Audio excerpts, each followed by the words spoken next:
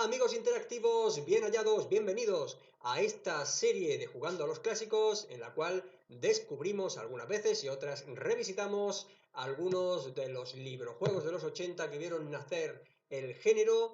Hoy seguramente os descubra algo que para muchos de vosotros sería desconocido y es la serie Golden Dragon, el dragón dorado, que llegó a España, sí, se tradujeron 4 de sus títulos, pero bajo un sello distinto. Estáis viendo en vuestra pantalla, Tú eres el protagonista, esa era una colección de la editorial Arim que aglutinaba muchas series distintas y colecciones, por ejemplo, esta de Golden Dragon. También teníamos la colección de La Verja Prohibida, que constaba de 2 librojuegos que salieron en español. Es una de las primeras que trajo la obra de Lovecraft a la ficción interactiva. También teníamos una bastante peculiar que usaba monedas en lugar de dados y era Las leyendas de Skyfall, ambientada en un mundo de fantasía. Y también teníamos, por ejemplo, El Implacable, que era ya un libro-juego único, que no pertenecía a ninguna serie y que bajo mi punto de vista, por lo menos de los que he leído de esta colección tan heterogénea, para mí ha sido el mejor. Pero bueno, hoy estamos con El Ojo del Dragón. El Ojo del Dragón es un librojuego, el cuarto de esta serie, y creo que también coincide con el cuarto en la serie original. El último que se llegó a publicar de Golden Dragon en España, aunque esta serie consta de 6 librojuegos en total. Es una serie que nació con el propósito nada más y nada menos, fijaros, que de desbancar al Fighting Fantasy, a los lucha ficción. Pero aunque mejoraban casi todos los aspectos, tanto de jugabilidad como diseño de aventura como de narrativa, ni por esas. Nadie ha conseguido hasta a día de hoy desbancar a los Fighting Fantasy, ni creo que lo hagan nunca. Fueron los primeros librojuegos propiamente dicho con un sistema de juego, aunque es un poquito discutible porque está ahí por detrás los Talents al Trolls, por ejemplo, y aventuras también como por ejemplo la llamada de Cthulhu, que tiene varias aventuras tipo libro-juego, como Solo contra la Oscuridad, Solo contra el Wendigo, etcétera. Pero en fin, vamos, estamos hablando de la serie que acuñó el término libro-juego y que por ahora creo que es insuperable, por lo menos en cuanto a ventas, a pesar de que, bueno, desde mi punto de vista, pues tiene algunas desventajas, algunas, podemos decir, cosas bastante mejorables que esta serie precisamente sí que las mejoraba.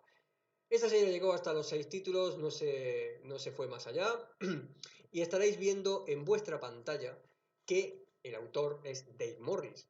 Si seguís este canal, os debe de sonar porque he hablado en varias ocasiones de él. Es mi autor de librojuegos favoritos, al menos en lo que se refiere a los autores extranjeros. Coautor de Sword, grandísima serie, para mí la mejor que hay de librojuegos, reñida con Lobo Solitario. Fablelands también, y una colección que incluye el mejor librojuego de la historia. La colección se llama Critical If y el librojuego, bajo mi punto de vista, y bajo el punto de vista de mucha gente también, es el Heart of Ice, Corazón de Hielo. Ojalá algún día podamos tenerlo en español, merece la pena muchísimo. Es una pasada de librojuego que, a pesar de que no usa dados, tiene un sistema de juego, que esa es otra. Ya hablaremos algún día más extensamente sobre él, pero hoy tenemos aquí este Ojo del Dragón. Cuidado, no hay que confundirlo con el Ojo del Dragón de Fighting Fantasy, que es de Ian Livingstone, uno de los últimos librojuegos publicados por él en la década del 2000 al 2010, lo que lo sacó, y la verdad que pasó sin pena ni gloria porque era pues uno de tantos otros librojuegos. Los de Ian Livingstone, a mí me perdonaréis, pero me parecen prácticamente todos iguales, ¿no? Bueno, bien, pues Dave Morris quería saber, estaba indagando sobre cuáles fueron los primeros librojuegos que escribió. Por suerte tenemos estos, al menos sacaron estos de Dave Morris en nuestro país o en español. Eh, Él ha participado también en otros poco conocidos, como por ejemplo una serie de libros, no de librojuegos, sino de tipo Elige tu propia aventura que hubo de Transformers, que también la tuvimos en español. Pero no, la verdad es que no ha tenido mucha suerte Dave Morris en nuestro país. Es muy conocido en Inglaterra y en Estados Unidos como autor de librojuegos, pero aquí hemos tenido pues esa desgracia de no conocerlo tan a fondo. Y aquí en El Ojo del Dragón estamos viendo ya a un Dave Morris incipiente, un Dave Morris que empieza a explotar, ¿no? A sacar de sí todo lo bueno que tiene, todo lo bueno que plasma en sus libros juegos, ese diseño que permite terminar el libro juego de varias maneras, aunque este es particularmente difícil, lo vamos a ver. Ese manejo de las reglas que a pesar de que aún tienen alguna algún no fallo, no podría llamarlo fallo, sino le falta algo, ¿no? Podemos decir que le falta algo, pero ahí está, mejoran los lucha ficción y esa narrativa, porque es un buen escritor y lo demuestra precisamente aquí, ¿no? En este libro juego en el cual nos mete de lleno en la ambientación con una muy buena técnica descriptiva, ahora lo vamos a ver. Bueno, y luego también hablar de la desgracia también que hemos tenido, los españoles somos muy desgraciados, sobre todo en los librojuegos, de tener esta publicación, esta versión, esta edición tan mala, del Ojo del Dragón, es malísima. Ya lo estáis viendo en vuestra pantalla. ¿Qué carajo es lo que hay ahí dibujado? ¿Es un tigre? Pues sí, parece ser un tigre porque le vemos las rayitas, ¿no? Pero eso podría ser cualquier cosa. Se ve que lo que han intentado es copiar la portada original, que aquí a mi derecha estáis viendo un pequeñito ejemplo, está en el banner, de lo que es la portada entera. La verdad que está chula, con ese tigre etéreo, es un hechizo que lanza tu personaje, está luchando ahí como contra una especie de guerrero romano. Y, y bueno, pues salió esa chufa a la que estamos acostumbrados, porque hay portadas que todavía nos quedan en la retina, de estas de Altea, ¿os acordáis de Lobo Solitario, de La búsqueda del Grial? Había alguna que estaba chula, pero por lo general las portadas pues dejaban bastante que desear y esta ya es, ni te cuento, ¿eh? Sobre todo las primeras de los D&D azules, ¿os acordáis? Es así que eran horrorosas, ¿eh?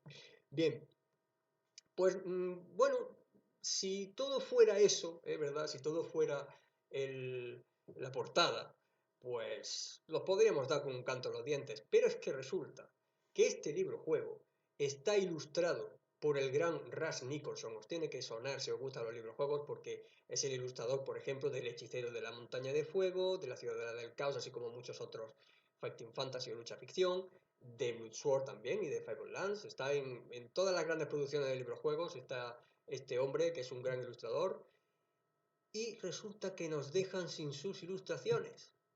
Sí, señor, como lo estáis oyendo. El interior os lo voy a enseñar ahora mismo. Carece de ilustraciones, simplemente hay alguna. Fijaros en la chapuza que os voy a enseñar. Esto no, porque el mapa es lo único que han hecho bien, en esta edición. El mapa en la edición original estaba torcido, aquí lo han puesto bien, pero fijaros en esa ilustración. No se trata de una ilustración de media página, ni de paso. Es una ilustración de página completa de Ras Nicholson que la han cortado por la mitad. Vamos. No, y no entiendo porque además estáis viendo que esta es la parte de antecedentes, es decir, la introducción a la historia. Pues esa ilustración no tiene nada que ver, pero nada, corresponde a una situación dentro de la aventura totalmente distinta. Ahora la vais a ver entera en la edición original. Pero es que aparte, fijaros qué falta de ilustraciones, alguna de paso, ese dragoncillo, pero poco más. ¿Veis? Pasamos páginas, solamente vemos alguna ilustración de vez en cuando y es una verdadera pena que hayan hecho esta faena, nos hayan hecho a los aficionados de quitarnos esas ilustraciones de Ras Nicholson en esta edición. sobre todo teniendo en cuenta la tradición que hay de los que amamos los librojuegos en cuanto a lo que es el aspecto gráfico de los mismos. No es que sea indispensable, porque indispensable es el texto, obviamente, pero no podéis negarme que es algo muy, muy importante. Eh, los libros, juegos de lobo solitario, sin ir más lejos, serían muy distintos si no tuvieran ilustraciones, pero muy, muy distintos. También los de Brujos y Guerreros, con ese arte de John Blanche. Mm, Bueno, ¿para qué? ¿Para qué os voy a contar, no? Aquí estamos viendo pues una falta total de ilustraciones. Y sin embargo, os voy a enseñar el original. Aquí estamos viendo ya que el primer párrafo tiene una ilustración magnífica, luego esta que es muy evocadora con ese rastrillo ahí y esa entrada, una especie de, no sé, de escena de castillo, este monstruo con tentáculos, esta estatua ahí de 4 brazos y, ¡oh, sorpresa! Fijaros de dónde venía el individuo ese tipo árbol, no sé muy bien lo que es, pues no me he encontrado con él en las aventuras anteriores, pero esto, en fin, esto es una chapuza en toda regla, ¿eh? Eso está claro. Y además imperdonable. Que nos hayamos perdido a Ras Nicholson, además que aquí está especialmente bien en este libro juego, pues, ¿qué queréis que os diga? Para eso mejor haz, saca un libro juego de otro tipo, pero bien, o sea, con calidad, con todos sus componentes. Y no termina ahí la cosa, no termina ahí la cosa, porque también hay que hablar de la traducción. La traducción corre a cargo de Margarita Cavandoli, creo que se llamaba así. Esta traductora es una buena traductora. Lo ha demostrado en El Implacable, que es un libro juego que yo he leído de esta misma colección, lo hemos comentado antes, y que yo creo que hace un buen trabajo ahí. Pues aquí no parece la misma. Las traducciones dejan muchísimo que desear. De hecho, hay un hechizo que titula regate. Parece que estamos, no sé, o en el mercado regateando un precio, o en el campo de fútbol haciendo un regate. Y ese hechizo tiene que ver con escapar de una pelea. ¿Qué le hubiera costado poner huida, escapatoria o algo por el estilo? Pues bien, es un solo ejemplo, pero hay muchos más. Y sobre todo a lo largo de la narración, ¿no? De todos los párrafos, está mal traducido, está algunas veces incluso con falta de ortografía, con errores gramaticales, muy mal cuidada la traducción, y eso que esta señora, Margarita Cavandoli, tenía un montón de librojuegos a su espalda, ¿eh? Tiene muchos de Elige tu propia aventura, la serie original, los de La máquina del tiempo, tiene Resuelve el misterio, creo que también. O sea que era una persona que ya llevaba a sus espaldas muchos trabajos. ¿Qué le pasó aquí? Pues no lo sé, pero el pobre Dave Morris tiene de verdad mala suerte en, en cuanto a lo que es la publicación de sus librojuegos en España. Pero bueno, aún así se puede disfrutar del librojuego. Como digo, lo verdaderamente importante es entrever ahí la narrativa de Dave Morris. Y es lo que vamos a ver aquí. Vamos a enseñar un poco lo que son las reglas, vamos también a jugar un poco. Mm, Llegaremos hasta donde lleguemos, pero si veo que el vídeo se alarga demasiado, lo que voy a hacer es cortar y seguir en otra entrega hasta donde podamos llegar. Una cosa que me ha llamado muchísimo la atención, recopilando información sobre este libro juego para el vídeo, es que no he encontrado a nadie que se lo haya pasado. Los que hacen la reseña confiesan que ni se lo pasaron de niños cuando llegó a sus manos, ni cuando lo han intentado de mayores tampoco. Y aún así, a pesar de la terrible dificultad de este libro, dicen que es bueno. Eso quiere decir que debe tener algo, ¿no? Algo tiene este libro juego que lo hace bueno a pesar de esa frustración de no poder terminarlo. Primero, hay que decir que el diseño de la aventura ya aquí se entrevé, a un Dave Morris de los que, de los buenos, del tipo Sword, en los cuales te permite terminar la aventura de muchas maneras distintas. Aquí, que sepa, hay al menos dos maneras, ¿eh? Dos maneras de llegar al final, lo cual ya es un avance con respecto a los lucha ficción tipo la criatura del caos, que eso sí que es un caos, ¿eh? En Criatura del Caos, pues no sé si lo habréis leído, es uno de los últimos librojuegos publicados de lucha ficción, lo publicó Timon Mas, no Altea, y yo me lo conseguí terminar, pero haciendo trampas. Era muy frustrante, a pesar de que tenía una narrativa un poquito mejor de lo normal, pero es que era de camino único. ¿Para qué quieres tantos párrafos si es un camino único? Te desviabas un poquito del camino y aunque siguieras un poco, al final había una muerte automática. Eso es terrible, es terrible. Y esto, pues por lo menos, estos libros juegos los mejora un poco con respecto a los lucha ficción de ese tipo, ¿no? Luego, la narrativa es mejor y las reglas vamos a ver que presentan alguna mejora, sobre todo este del ojo del dragón, porque tiene los hechizos, que es lo único que permite al jugador tener cierto control sobre el azar, que es lo que a mí particularmente me gusta, y no digo ni mucho menos que esté mal que todo sea solamente azar, solamente que a mí, pues me gusta más tener un mínimo, aunque sea, control sobre algún aspecto del juego, y esto gracias a los hechizos te lo ofrece. Había otro libro juego, que era El Templo de la Llama, de la misma colección de El Dragón Dorado, que en algunos foros comentan que más o menos rivaliza con este en cuanto a el mejor, el que sea el mejor de la serie. Yo no estoy muy de acuerdo, ¿eh? Quizá es cuestión de gustos, pero por el diseño este le gana de lejos, aunque no esté muy bien diseñado, porque es muy difícil y siendo un librojuego endiabladamente difícil, si no lo haces adrede, pues eso quiere decir que tiene alguna falla en el diseño, pero resulta que el Templo de la Llama, que además lo leí primero antes que este, porque fue el primero en el que colaboraron Dave Morris y Oliver Johnson, que son los coautores de mi serie favorita, que es Bloodsword.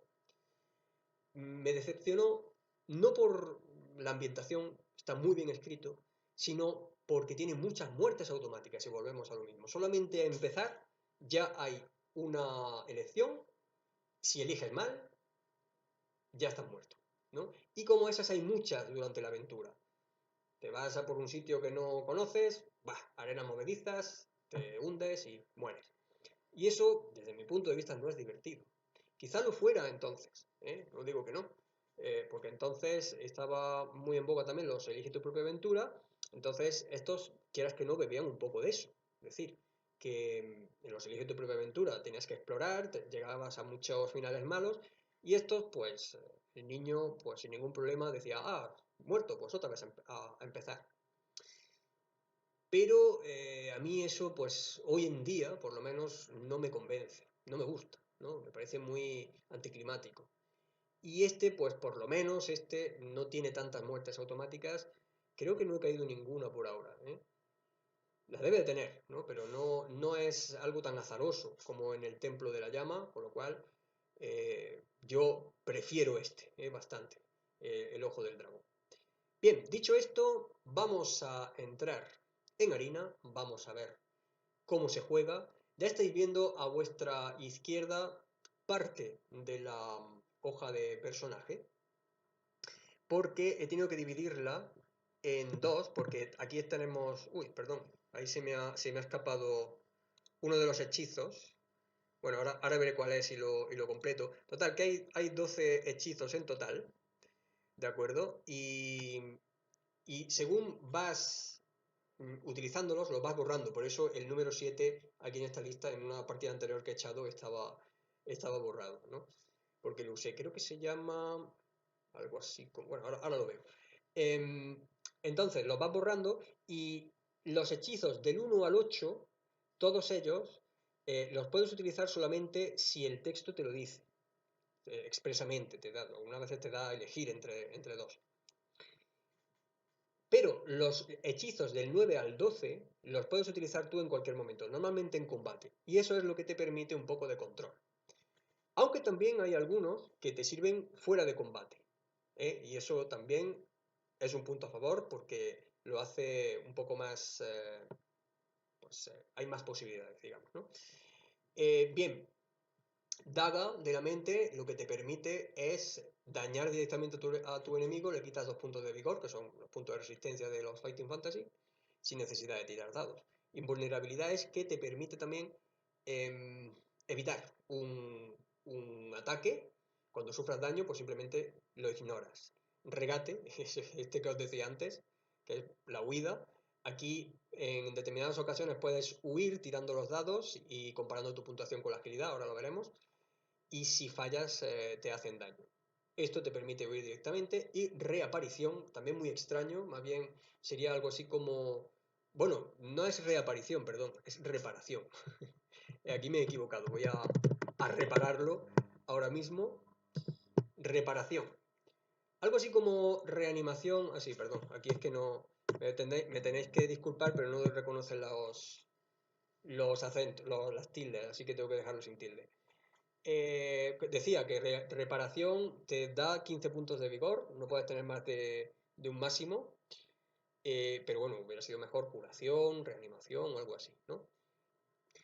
Y vamos a mostrar ya el interior con esa introducción típica de todo libro juego que se precie, en la cual se nos advierte que esto no es un libro cualquiera, sino que aquí puedes hacer como Indiana Jones, Conan el Bárbaro y Luke Skywalker. Buenas referencias al cine de aventuras, a aquellos héroes inolvidables de los 80, y ya directamente te mete en la situación, en el trasfondo de tu personaje, te cuenta que eres del reino de los ancianos, el territorio envuelto en la leyenda, tal y tal, y te dice cómo calcular tus características.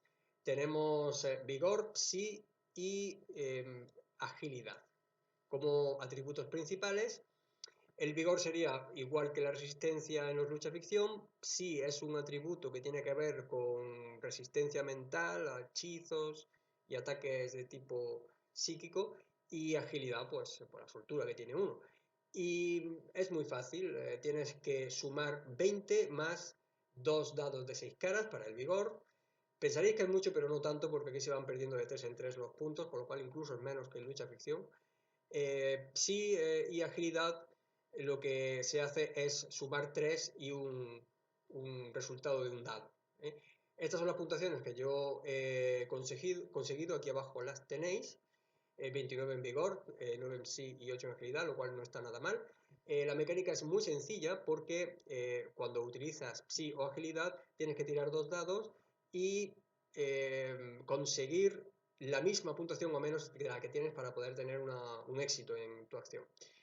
Y luego, bueno, están los objetos, tienes unos cuantos objetos, el orbe de iluminación, que es una especie de antorcha mágica, la espada, que siempre va con todo aventurero que se precie, 10 monedas de oro, y un frasco de agua dulce, que ahora mismo no nos dice nada, pero seguro que va a tener alguna utilidad durante la aventura. Y vosotros me diréis, bueno, ¿y aquí dónde están las estadísticas de combate? Pues eso es una de las partes buenas del librojuego, algo que resuelve un problema de Fighting Fantasy que se resuelve aquí muy bien. Como bien recordaréis, en los Fighting Fantasy, si tienes 2 o 3 puntos menos de destreza que tu adversario, estás prácticamente vendido. Porque al ser la mecánica de manera que tienes que sumar el resultado de una tirada de 2 dados a tu destreza y luego a la destreza del contrario, en la distribución de resultados de 2 dados de 6 caras sumados, pues no hay tanta variedad como para que sea normal ver una sorpresa, en el sentido de que un personaje con menos puntuación pues obtenga más. Ese era el problema.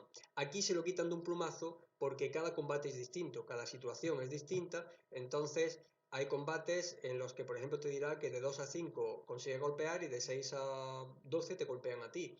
Y es más, la situación estadística va cambiando con el combate, porque y eso es un detalle buenísimo que me ha gustado mucho, a pesar de que sigue siendo azaroso, pero es un buen detalle, que tú estás luchando contra varios adversarios y cuando te quitas uno de encima, el texto cambia, ¿no? Y te dice, ah, pues ahora, ya que tienes un adversario menos, pues ahora el rango de tiradas es este. Y eso está bastante bien, es un punto muy a su favor. Bien, estáis viendo aquí la hoja de personaje y tiene también unas cuantas de casillas de encuentros que no son suficientes, ni mucho menos, hay muchas peleas. Y bien, luego vienen los hechizos. Ya os he contado antes que cada uno que utiliza los vas tachando de la lista, solamente lo puedes utilizar una vez durante toda la aventura. Ya os he contado los últimos, los del 9 al 12. Y así por encima, Tigre Ardiente se trata de un hechizo en el cual invocas a un tigre etéreo que le gusta mucho luchar contra tus enemigos, aunque también lo puedes utilizar, aunque no le guste a él mucho, para otros menesteres. Lo haría regañadientes, pero puede servir. Perplejidad te sirve para engañar, para confundir a criaturas que ya de por sí sean un poco tontas, según dice literalmente en el libro. Ráfaga de viento, que dice que aunque no parezca muy poderoso, puede ser de utilidad en alguna ocasión. PES, que es para detectar inteligencias en un radio cercano. Escudo mental, que te sirve para protegerte de ataques mentales, psíquicos. Espejismo, que es para fabricar una ilusión a ojos de los demás. El enjambre letal, que es el que me faltaba a mí antes, que crea unos avispones que atacan a tus enemigos. Y la sesión de espiritismo, que te permite no resucitar, sino traer a la vida momentáneamente a un muerto para que te cuente algo. ¿Vale? Pues eso junto con los otros, que son daga de la mente, que te permite causar 2 puntos de daño a tu enemigo, aunque también tiene otros usos fuera de combate. Invulnerabilidad muy importante porque este lo que hace es que te protege de un ataque. Imaginaros que hay un ataque muy gordo de 6 o 9 puntos, pues tú puedes utilizar este hechizo. De hecho, es muy recomendable guardarlo para esas ocasiones en las que te llegue un daño bastante grande para poder evitarlo. Este regate que decíamos antes, que es más bien huida, porque aquí para huir algunas veces tienes que tirar dados y compararlo con tu agilidad, y si no lo consigues te quitan 3 puntos de vigor. Aquí pues ya directamente puedes huir gracias al regate.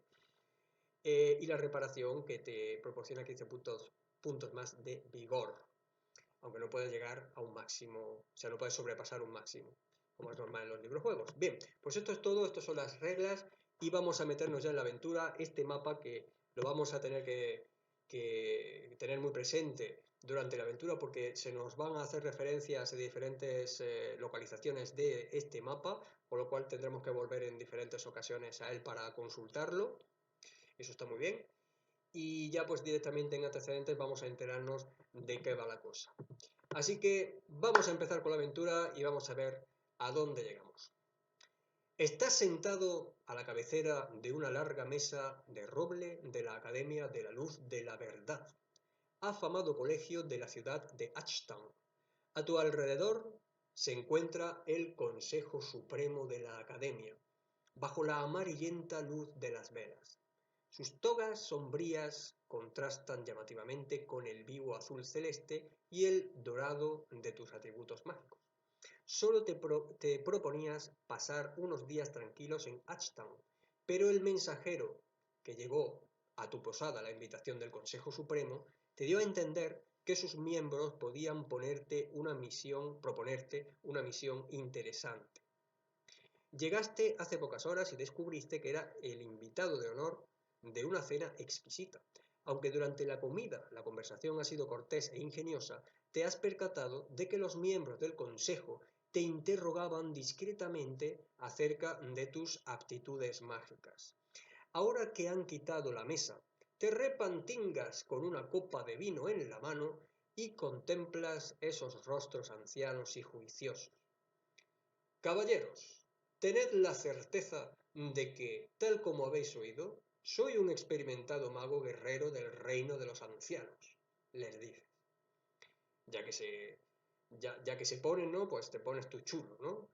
Se miran entre sí y el maestro Cotulio, un hombre delgado de mirada penetrante, se inclina para tomar la palabra en nombre del consejo. Como habrás notado, no te hemos invitado exclusivamente para gozar de tu compañía.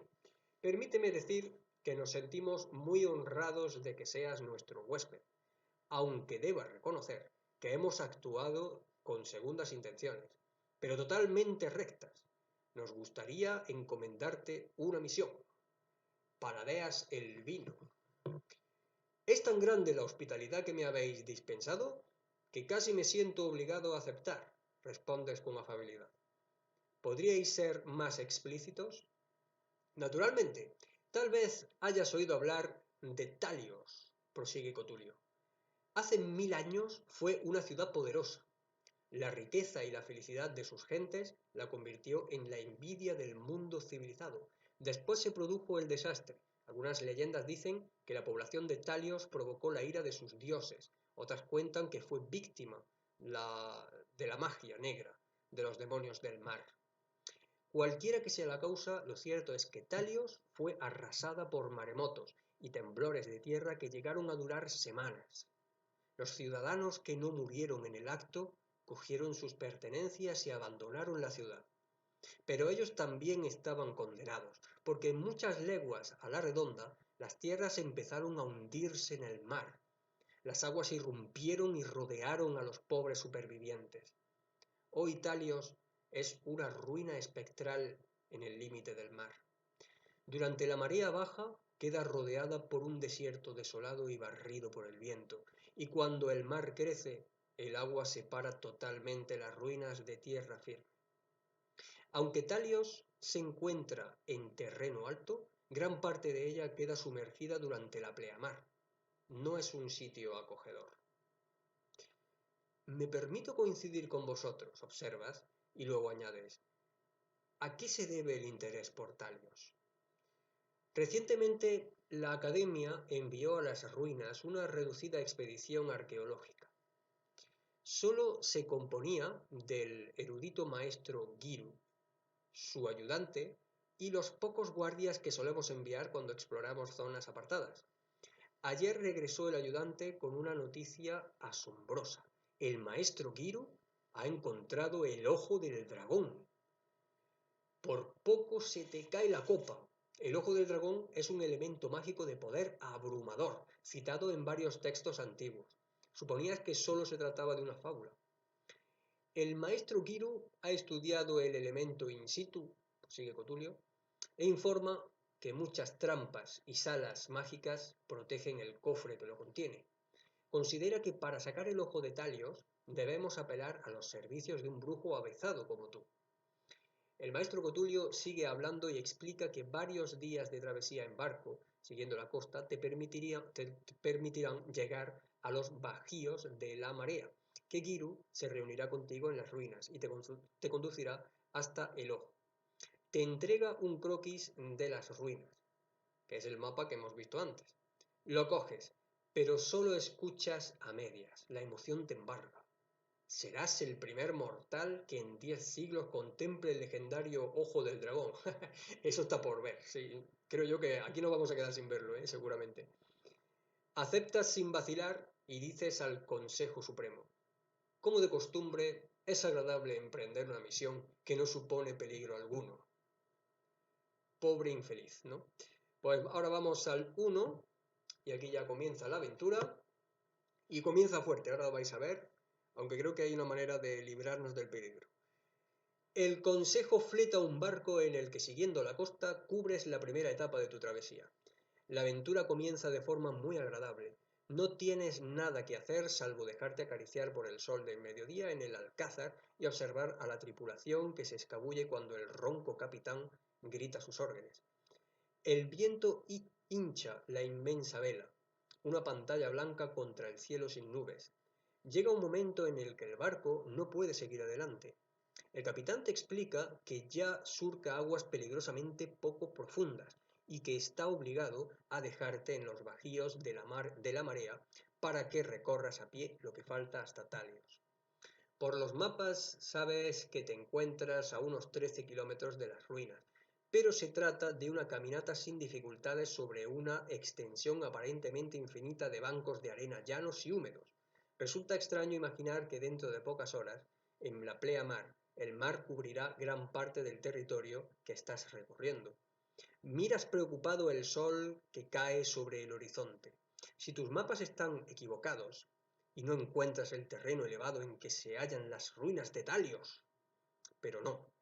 Sobre el horizonte divisas una línea negra y serrada, y al aproximarte comienzan a definirse los perfiles de edificios ruinosos. Cuando llegas a las puertas de la ciudad, el sol casi se ha puesto y reluce como una bola de fuego en las lindes del mundo. Su luz arranca reflejos dorados y rojizos de las armaduras repujadas de 4 hombres que parecen esperarte a la entrada de la ciudad. Llevan los colores de la academia y probablemente son guardias de honor enviados por el maestro Kiru. Te sorprende ver que tienen las espadas desenvainadas. El sargento no te da explicación alguna. Se acerca y te dice: acompáñanos, te llevaremos a presencia de Kiru. Hay algo en sus maneras que te inspira recelo. ¿Los acompañarás? ¿Rechazarás la oferta y dirás que tú mismo irás en busca del maestro Kiru? ¿O desenvainarás la espada y los atacarás?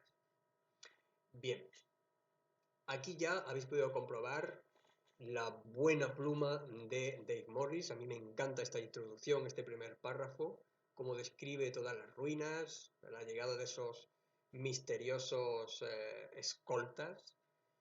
Y ahora pues tenemos esta primera decisión que parece ser que, bueno, no están muy en sus cabales, no sabemos por qué, estos acompañantes, estos soldados de Giru, que te ha enviado para que te acompañen a su presencia. Así que lo que vamos a hacer es rechazar su oferta y decirles que vamos a ir nosotros solos a buscar a Giru, que no nos hace falta ninguna compañía. Vamos al 227 y allí se nos dice lo siguiente: los guerreros te miran inexpresivamente, como si no entendieran nada. Cuando te dispones a marcharte, te rodean en actitud amenazante.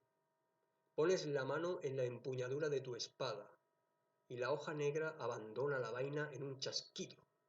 ¿Lucharás con ellos o primero pondrás en práctica un hechizo? Vamos a poner en práctica un hechizo que os aseguro que merece la pena, porque esta lucha es infernal. Yo en la primera aventura que tuve luché contra ellos y es que es muy difícil. Así que se nos dice aquí que podemos emplear el tigre ardiente o el enjambre. Y yo creo que vamos a ir a por el enjambre. Así que vamos a poner, a ver, aquí los hechizos y vamos a borrar ya directamente el enjambre. En la pantalla debería aparecer ya. Y esto significa que nos vamos al 75. Muy bien, pues vamos al 75 y veamos lo que ocurre. Urdes tu hechizo con palabras misteriosas y gestos rituales. Súbitamente el aire se llena del colérico zumbido de un enjambre de avispones que surge de la nada. Los 4 guerreros son prontamente rodeados por una nube de insectos y echan a correr. El sargento tropieza con el borde de una losa y cae envuelto en la zumbante maraña. Los demás atraviesan la plaza y desaparecen en el interior de un edificio en ruinas. Alejas a los avispones con un grito, pero ya es demasiado tarde. El sargento ha sido mortalmente aguijoneado. Debilitado, mueve sus labios hinchados como si quisiera decirte algo. Si decides detenerte a escuchar las palabras que pronuncia antes de morir, ve al 29. Si prefieres seguir hacia la ciudad, al 48. Bueno, pues como parece que este sargento ya ha salido de su hechizo, vamos a ver qué nos dice. La mano crispada del sargento aferra el cuello de tu toga. Con voz ronca y apenas audible, refiere entrecortadamente: unos seres perversos, los Kappa, salieron del mar y nos atacaron. Hubo muchos muertos. El maestro Giru se ha atrincherado en el viejo palacio del cónsul, al sudoeste de aquí. Las patrullas Kappa baten la ciudad. Nos enviaron para que te escoltemos hasta el maestro Giru, pero los Kappa nos descubrieron y uno de ellos utilizó la hipnosis. Apelando a sus últimas fuerzas, el sargento susurra en tu oído: no permitas que se apoderen del ojo. Luego su estertor se apaga y queda rígido. Cubres el cadáver con su capote al tiempo que meditas en sus últimas palabras. Has oído hablar de los Kappa, en una raza, aquí falta una coma, una raza misteriosa y despiadada que mora en fortalezas submarinas. Odian a todas las demás formas vivas y solo la perspectiva de saquear y asesinar los lleva a tierra firme. Algunos kappa de alta graduación pueden controlar las mentes humanas mediante la hipnosis, como lo han hecho evidentemente con los infortunados guerreros que te atacaron. Te incorporas y contemplas la ciudad. Tratarás de que los kappa paguen con el pellejo. Pero primero tienes que encontrar al maestro Giru. Vamos al 48. Bien, pues como nos ha dicho este guerrero que el maestro Giru está en el palacio del cónsul, pues lo que hacemos es irnos al mapa y aquí en la segunda península que veis, la del medio, abajo se ve la letra G, que es el palacio del cónsul, esa construcción en medio de esa península. Así que sería buena idea dirigirnos hacia allí. Sin embargo, veamos a dónde nos dirige ahora el texto, que es al 48. Cruzas la plaza apresuradamente. Las antiguas losas están agrietadas y resbaladizas a causa de las algas. Hay charcas allí donde el suelo ha cedido. El ocaso es ahora una llamarada carmesí en el cielo de poniente y las sombras cada vez más largas anuncian la noche. Me encantan estas descripciones de Dave Morris, es la leche. Pronto saldrá la luna y traerá consigo la marea.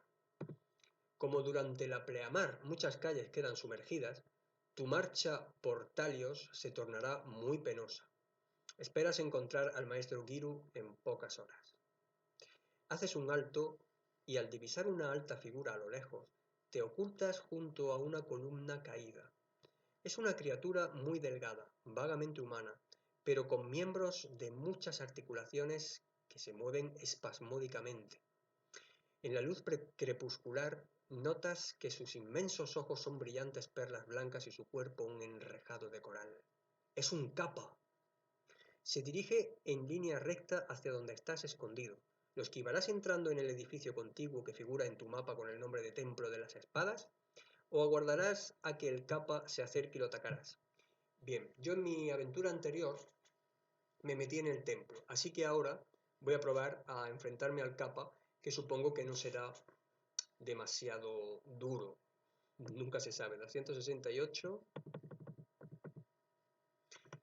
Decides que no vale la pena apelar a la magia contra un único adversario y saltas delante del kappa esgrimiendo tu espada negra. Él saca una corta espada de hoja ancha que lleva en una vaina de piel de delfín. Y aquí tenemos efectivamente nuestro primer combate contra un kappa que tiene vigor 12. Y fijaros, aquí nos dice la situación del combate. Tiramos 2 dados, si sacamos de 2 a 5, él pierde 3 puntos de vigor. Si sacamos de 6 a 12, no, perdón, nosotros perdemos 3 puntos de vigor. Si sacamos de 6 a 12, él los pierde. ¿Vale? Así que tenemos que sacar 6 o más siempre. Para ello nos vamos a servir de nuestros... de nuestros dados. Bien. Y simplemente es tener en cuenta las tiradas hasta que él pierda los 12 puntos de vigor o nosotros perdamos nuestros 29. Así que vamos allá. Pues mira por dónde, acabamos de perder 3 puntos, nos quedan 26, ahora lo pondremos en nuestra hoja de personaje. Él pierde 3, así que le quedan 9. De nuevo nosotros perdemos 3, mala suerte estamos teniendo, perdemos 6. Él pierde otros 3, le quedan 6. Volvemos a perder 3, como veis va esto muy rápido, o sea que ya tenemos 9 menos. Esos son 6, con lo cual le damos y nos queda un golpe que dar para matarlo y lo conseguimos. Pero, por desgracia, hemos perdido nada menos que 9 puntos de vigor, lo cual es demasiado para esta criatura que tampoco tenía tanta complicación. Las cosas del azar. Así que vamos a irnos a nuestra hoja de personaje y vamos a apuntar que en nuestro vigor actual tenemos solamente ya 20 puntos. Y ahí aparece ya en pantalla. Bien, pues vamos a continuar. Vamos al 274. La luna se eleva por encima de las destrozadas murallas de la ciudad y perfila las ruinas de Talios con trazos de luz macilenta. Un viento frío barre la plaza. Fijas la mirada en la constelación que tu pueblo conoce con el nombre de Turifer o el acólito piadoso. Está alta en el cielo, lo que supone un buen presagio, pero te sientes desprotegido en la inmensa plaza vacía y deseas llegar a un sitio más seguro antes de que aparezca otro capa. ¿Te dirigirás directamente hacia el sur cruzando el puente de las Calaveras Azules? ¿O te internarás en el laberinto de callejuelas del oeste? Bien, vamos a apuntar 274 porque vamos a irnos al mapa. El puente de las Calaveras Azules aparece con la letra K, o sea que es la tercera península, la que está más a la derecha, y nos internaríamos ahí, iríamos a la ciudadela de los enigmas. Nunca me había tirado por aquí, aunque sabemos que el maestro Giru está en la segunda península. Vamos a ir a esta, nos volvemos al 274 y vamos a echar la vista en el 108. Pues vamos a ver. El extrañamente llamado Puente de las Calaveras Azules antaño atravesaba uno de los orgullosos canales de Talios borrados por el mar cuando las tierras se hundieron. Ahora el puente une la parte principal de la ciudad a una isla. En una loma que destaca desolada contra el cielo estrellado se alza la melancólica ciudadela de los enigmas. Miras hacia abajo mientras andas por el puente y ves el terreno intransitable, cubierto de sedimentos y los pilares que durante la pleamar se hundirán en el agua. Al llegar al extremo sur del puente, empiezas a subir por el sendero irregular que conduce a la ciudadela. De pronto, por detrás de un árbol nudoso, asoma una figura andrajosa que arrastra los pies. Sorprendido, das un brinco y llevas la mano a la espada. A la luz de la luna solo ves un mendigo viejo y mugriento. Se acerca a ti con la palma de la mano extendida y te llega su aliento rancio cuando dice: «Noble amigo, soy un pobre viejo. Solo espero una moneda de oro, por si me das, pero si me das más, no la rechazaré». Si decides dar una moneda de oro al mendigo, bueno, me río porque si habéis leído muchos librojuegos estaréis hartos de ver esta escena. La escena más repetida en los librojuegos es el mendigo y la decisión de o le das una moneda o lo dejas ahí a su aire. Y aquí pues de nuevo nos la volvemos a encontrar. Y bueno, y digo yo, ¿qué carajo querrá ¿para qué carajo querrá un mendigo una moneda en una ciudad en ruinas? ¿Y qué hace ahí un mendigo además? Bueno, en fin. Vamos a ver. Podemos darle la moneda, podemos, en una actitud de temeraria generosidad, ofrecerle dos, o bien, pues no hacemos nada y pasamos por alto sus maldiciones y seguimos hacia la ciudadela. Bueno, pues vamos a darle la moneda, ¿no? Vamos a dársela, así que nos quedaríamos con 7, ¿verdad? No, que va con 7, con 9. Vaya matemático que estoy hecho. 9 monedas, vamos a plasmarlo esto en pantalla. De 10 monedas pasa a 9. Y ahora pues nos vamos al 130, ¿verdad? Pues vamos allá. Coge la moneda y con el ceño fruncido por el resentimiento se aleja mascullando. Sospechas que no te mostrarás generoso con el próximo mendigo que te salga al paso. Sigue tu camino hacia la ciudadela. Pues vamos al 41. Bueno, una moneda que hemos perdido para nada. Y en el 41 dice: llegas a una explanada cubierta de maleza. Frente a ti, las pesadas puertas de bronce de la ciudadela están abiertas de par en par, como invitándote a entrar y descubrir secretos y tesoros. Cuando te acercas y observas las penumbras lunares que se extienden, ¿veis? Aquí un fallo gramatical, más allá de las puertas, te estremeces. ¿Afrontarás los peligros de la ciudadela o seguirás el camino que baja por la orilla occidental de la isla? Bueno, pues ya que estamos aquí, vamos a entrar directamente a la ciudadela y nos vamos al 102. Aquí esto no lo he explorado, así que no sé lo que va a pasar. Para poder internarte en la sombría ciudadela y explorarla, tendrás que valerte del orbe de la iluminación. Si lo tienes, ve al 225 y si lo has perdido, tienes que regresar a las murallas. Vale, pues como lo tenemos, vamos al 225. El vestíbulo de la ciudadela es de dimensiones tan gigantescas que la luz del orbe no puede llegar hasta el remate de las columnas que se elevan hasta el techo. Las paredes están adornadas con una arremolinada tracería de incrustaciones de plata. A poca distancia se abre un corredor y te internas en él. Poco después, en la pared de la izquierda, aparece una puerta de metal repujado.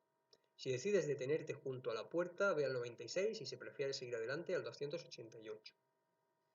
Una puerta de metal repujado. Bueno, vamos a explorar. 96.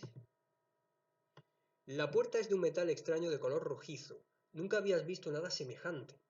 En el medio está empotrada una tablilla de piedra rosácea con un signo labrado. Te devanan los sesos pensando dónde has visto ese signo que te resulta conocido. Te rascas la cabeza y súbitamente lo recuerdas. El signo representa una nota musical. Forma parte de un alfabeto tonal creado por los sabios de Talios. Fragmentos de esa notación musical han sobrevivido a la caída de Talios y han llegado hasta el presente junto con ciertas cadencias misteriosas empleadas en la hechicería ritual. Por lo tanto, puedes interpretar la nota representada. La puerta no tiene pomo ni cede a tus presiones. Tal vez en tu mochila haya algo que te permita abrirla. Puedes probar con una figurilla de plata con ojos de perlas, un arpa adornada con piedras preciosas, esa sería, digo yo, porque esa es la que te permite tocar la nota. Un diapasón también, una poción sin identificar contenido en una vasija de alabastro, nada de eso tenemos. Así que como no lo tenemos, pues tendremos que irnos al 288 y pasar de la puerta. Pues bien, vamos al 288 y aquí dice, el corredor gira a la derecha y lo sigues hasta que una amplia galería se extiende ante ti. Con el paso del tiempo, los paneles de los muros y las vigas de madera, de pino, han adquirido un lustre intenso. Un cristal gigantesco de 20 facetas flota en medio de la galería arrojando un raudal de triste luz ambarina. Te aproximas con cautela, emite un débil zumbido y a ratos gira para adoptar una nueva orientación. Aunque supieras cómo anular la fuerza que lo mantiene por encima del suelo, seguiría siendo demasiado grande para llevártelo, de modo que te diriges al otro extremo de la galería. Tienes la sensación de que el zumbido del cristal cambia bruscamente de tono. Algo se mueve en el borde de tu campo de visión. Largas sombras que saltan frenéticamente junto a las paredes a medida que el cristal gira. Parecen demonios demacrados y lloriqueantes entrevistos en un sueño. No me parece estar ni leyendo en español. Una de las sombras avanza por el suelo de madera sin hacer ruido, como una serpiente sigilosa. Casi sin darte cuenta, echas a correr hacia el final de la galería. Las sombras se agitan, revolotean como una maraña enloquecida por paredes, suelo y techo. Sus formas fluctuantes configuran un extraño dibujo, como el de algas que se balancean o el de una red que se cierra. Ya casi estás en la salida. Corres veloz como el viento, pero tu mente permanece lúcida y serena. Estudias los dos arcos que se abren ante ti, aunque ambos parecen conducir a la misma cámara.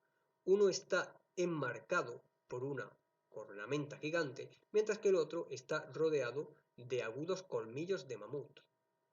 Atravesarás el arco de la cornamenta o el de los colmillos. Uf, pues esto es una decisión al azar. Porque una cornamenta gigante puede ser un toro y unos colmillos de mamut, no sé, bueno. Me da menos mala espina los colmillos de mamut, pero cualquiera sabe. Vamos al 176 y dice, las sombras, una negra marea de malicia empeñada en tu destrucción, pasan bajo el arco. Conforme van pasando adquieren forma y sustancia. Acabas rodeado por 20 gladiadores con armaduras, redes y tridentes. Aunque son muchos, te niegas a morir sin luchar. Trazas un arco letal con la espada y te abalanzas sobre el gladiador más cercano. Azorado, ves cómo se desvanece en bruma multicolor en cuanto tu espada lo toca, y vuelves a golpear y un segundo gladiador desaparece. Hinchas las mejillas y atacas a un tercero, que se apaga como una vela. Estuviste a punto, pone, ¿eh? Estuviste a punto de darte por vencido frente a una horda de ilusiones. Pletórico de alegría, dispersas a los gladiadores que aún quedan con la misma facilidad y sigues internándote en la ciudadela de los enigmas. Vaya, con esta ciudadela. A ver qué ocurre ahora. La ligera corriente de aire que recorre el pasillo trae un olor a osario. Descubres la fuente del olor cuando desembocas en una habitación en que las paredes y el suelo están cubiertos de sangre semiseca. Aunque parece un matadero, no ves un solo esqueleto. El espantoso hedor te revuelve el estómago, te tapas la nariz y corres hacia una de las puertas. Te encuentras en un confuso laberinto de túneles, pero tu sentido de la orientación es agudo y confías en hallar la salida. Notas asqueado que tus botas están empapadas en sangre y dejan un reguero en el sinuoso túnel. Si quieres limpiar las botas, puedes lavar la sangre con el agua de tu frasco, o con otra cosa si es que dispones de otros líquidos. Si lo haces, tacha el líquido que emplees en tu hoja de personaje y ve al 308. Si prefieres no tomarte ese trabajo, ve al 252. Bueno, yo tenía una información de una aventura anterior, de que cierto bicho no le gusta el agua dulce, y nosotros tenemos un frasco de agua dulce. Así que vamos a tacharnos el agua dulce, el frasco de agua dulce, nos lo tachamos directamente, nos limpiamos las botas. Vale, perdón, se fue la imagen. Aquí. Nos limpiamos las botas y entonces vamos al 308. Bien, pues veamos, casi al final, ¿no? Al final del túnel, serpenteante, encuentras una habitación atiborrada de esqueletos desarticulados. Muchos aún llevan restos de armaduras o aferran armas llenas de herrumbre con sus manos descarnadas. No te demoras ni un instante en ese lugar y te adentras en un pasillo. Vamos al 219. La escalera que tienes delante conduce a los pisos superiores de la ciudadela. Estás a punto de subir, pero te detienes a reconsiderar la situación. Aún no has encontrado al maestro Giru y no crees que valga la pena seguir buscándolo en este edificio desconcertante. Ha llegado el momento de salir de allí. ¿Qué escogerás? ¿La pequeña puerta de tu izquierda o el pasillo lateral de tu derecha? Otra decisión al azar, vamos por la puerta, por ejemplo. Vamos al 51 y dice, abres la puerta y entras en una estrecha habitación de olor salobre, cuyas paredes brillan, cubiertas de escarcha. Descubres luego que es una capa de sal endurecida. Al otro lado, más allá de una sólida reja de hierro, distingues un conjunto de riendas de cuero negro que cuelgan de un gancho en la pared. Estudias la reja, está firmemente empotrada y los barrotes son demasiado sólidos para que puedas pensar siquiera en la posibilidad de doblarlos. ¿Dispones de una poción sin identificar en una vasija de alabastro? Si es así, ve al 137. Si no la tienes, abandona la sala e inténate en el pasillo. Pues como no tenemos la poción, nos vamos al 93 y dice, caminas por el pasadizo y sales al cavernoso vestíbulo atravesando un espacio oculto tras una columna. La fresca brisa marina sopla alrededor de la ciudadela dispersando las hojas y la llovizna. Resuelves ir hacia la orilla occidental. Bueno, tengo la sensación de que me he perdido dos habitaciones interesantes, no teníamos los objetos necesarios, pero bueno, por ahora parece que la aventura va bien, vamos por el 20 y creo que es un buen momento para dejarlo. Creo que nos hemos hecho una buena idea aquí de lo que es la aventura. Veis que está muy bien escrita y muy mal traducida, como ya os anuncié, pero creo que merece la pena, ¿eh? Veis que tiene detalles muy buenos, las descripciones son magníficas, algunas son muy evocadoras y el sistema de juego, pues bueno, como hemos visto, aunque no sea un dechado de virtud en cuanto a lo que es el control del azar y tal, es muy azaroso, pero dentro de lo que cabe lo creo mejor que el de Fighting Fantasy como he comentado antes. Así que nada, aquí lo vamos a dejar, no sé si retomaré en algún momento la aventura, depende de que yo vea que os interesa o no, y nos vemos en otro vídeo. Así que hasta la próxima.